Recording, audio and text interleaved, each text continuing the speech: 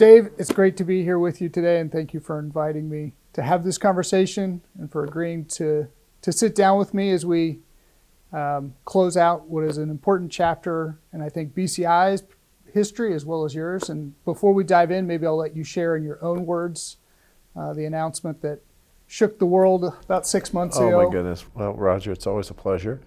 And I did announce my retirement. I guess officially May 22nd is my last day. I've been in the industry a long time. I made a promise to my wife a long time ago that when I turned 60, I would retire. And I've always intended to keep that. I'm going to keep my promise. I'll be 3 days late, but I very much look back with pride and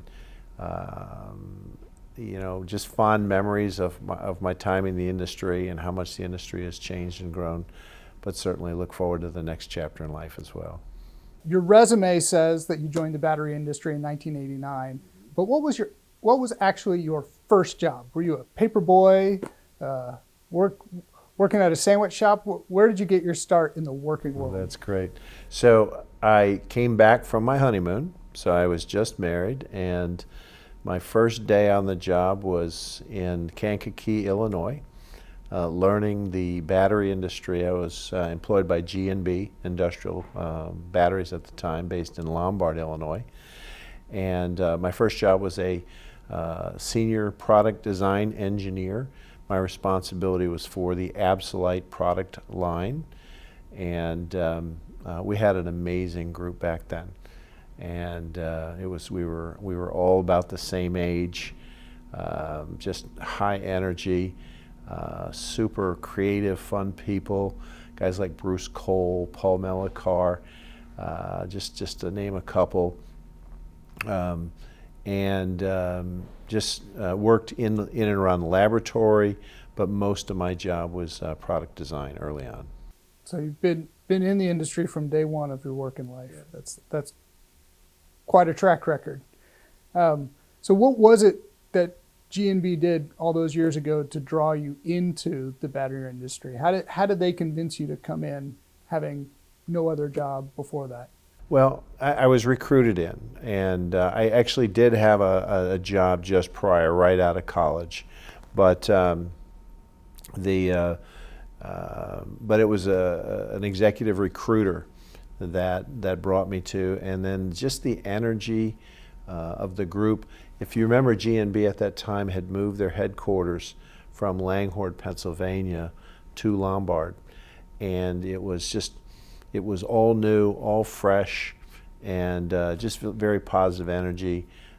Joe Jurgel was the VP of engineering back then, and it was just it was a fantastic way to start in the industry. I think we all owe that G&B recruiter a debt of gratitude for finding you out in the wild and bringing you in. As you look at the recruiters at EnerSys and around the industry right now, what do you say to them are the types of young industry professionals that the industry needs to be seeking and pulling in today to be ready for the next 40 years? I just think that the energy markets and energy storage markets are so exciting. The opportunities really sell themselves. At a company like EnerSys, not only do you have exciting cutting-edge programs to work on, but geographically, there's a lot of diversity, so there's opportunities for young folks like myself. I got to live and moved around, saw the world, and so there's just this industry has been so good to me. And so when I speak to people, I just talk about the incredible opportunities and the growth of this segment, and there's just not many better places to be right now than the battery industry. Is there a particular moment during your time at EnerSys that you would be the most proud of in looking back over your time here? Oh my goodness, there's just so many projects and teams that I've been on where we've succeeded, program wins. I think that from a personal standpoint, some of the most rewarding things that I'm proud of was moving to Asia and building up a team and putting in an office in Singapore. There was a lot of missionary work there. We built that from scratch. I've never flown more miles. I've never worked harder than I did for that 5 or 6 year period of time. But incredibly fulfilling and important. But just to see the growth, and right now for me, and especially just recently, I've been more reflective because the day-to-day pressures of being a CEO are sort of waning and moving over to Shawn. So I've spent more time lately reflecting, and I'm just so extremely proud of the team I've put together, and I have all the confidence in the world in not only Shawn but the rest of the team that EnerSys is going to continue to succeed for years to come.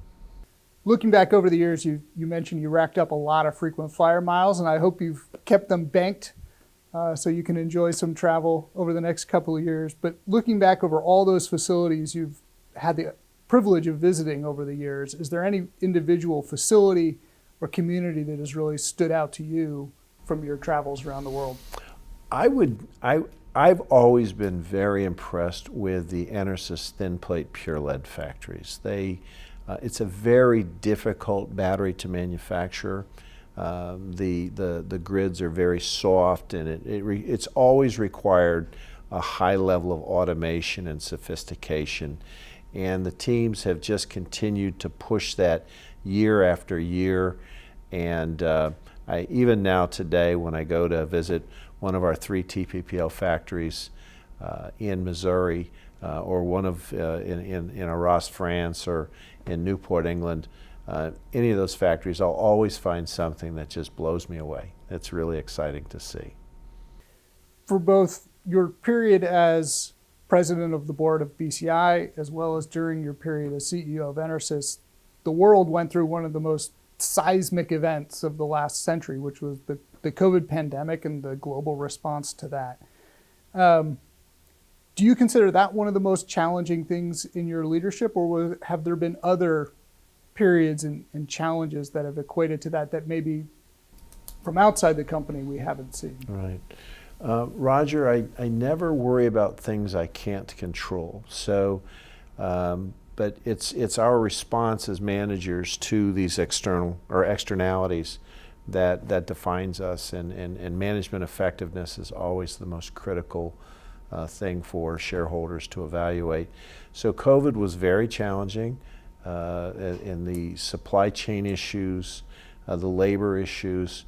The resiliency of our employees at EnerSys was amazing. I know that throughout our industry, we all stepped up because we needed to, because it just reinforced the critical nature of the products and services we provide. And the world needed us, and as an industry, we stepped up and we delivered, and that was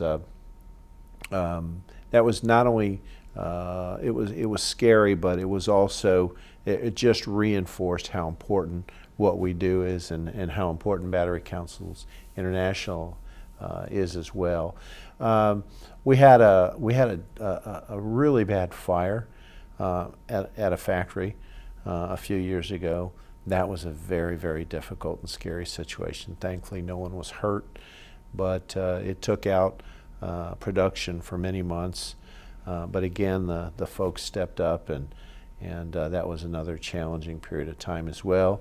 And then I guess the third one that was challenging again for us is we had a difficult ERP implementation that was challenging. But through all of that, it was just my team and the folks, and I just have certain individuals that you know in a crisis, there's the people that run away from the challenge, and then there's people that run to it. And I really got to see some folks on my team that ran immediately to the crisis, and I'll never forget what they did for the company. You mentioned BCI during COVID. As I said, you were president of the BCI board at that time, and I think as a trade association, we really cannot thank you enough for the leadership you provided to the association during those very difficult times for a lot of people.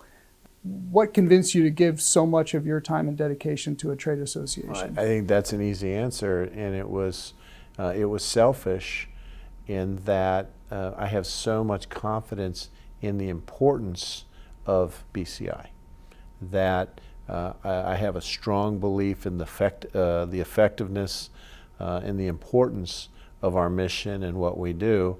And if I didn't believe in BCI, I never would have dedicated so much time to it. So as much as I wanted to help the industry and be a leader in the industry, it was also extremely I knew to the benefit of my own company, a strong BCI is good for all of us, including EnerSys. What do you see, stepping back even maybe a little bit from EnerSys, as the biggest opportunities for the energy storage industry writ large, and in particular, the incumbent base that makes up the BCI membership? I think the scarcity of electricity relative to the future needs and the electrification, be it data centers, be it vehicles, creates this opportunity for energy storage. And there's not going to be one chemistry or technology, whether it's lithium or sodium or flow or lead. There's going to be no one energy storage solution that suits all needs.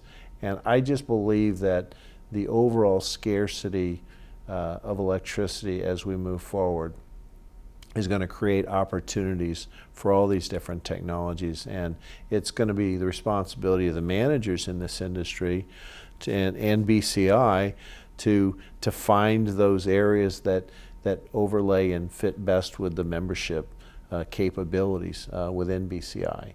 It's finding those right opportunities and then working effectively to address those needs. So I can't say definitively. There's certainly certain markets, for example, engine starting, lead batteries are a very cheap, effective way of getting cold cranking amps, and be very hard to beat for other technologies. And again, we're just going to have to find those sweet spots.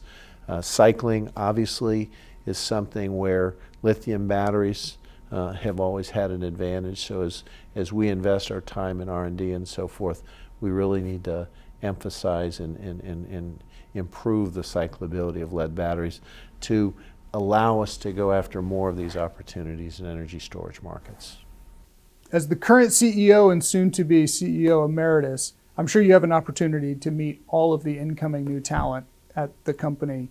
As you walk around an engineering floor or a product design studio, what are the pieces of advice you're giving those incredibly young, talented engineers and product designers and solution designers coming in? How do they prepare for the career and all of these opportunities and challenges on the industry side that are coming?